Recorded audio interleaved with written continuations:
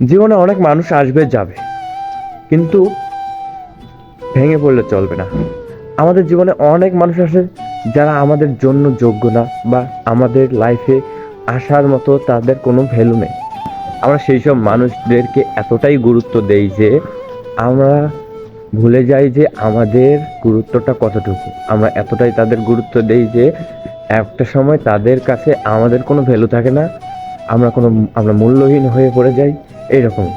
তো সেই সব মানুষের কথায় কান দেবেন না, সেসব মানুষকে আর গুরুত্ব দেওয়া আজকে থেকে বাদ দিয়ে দেন।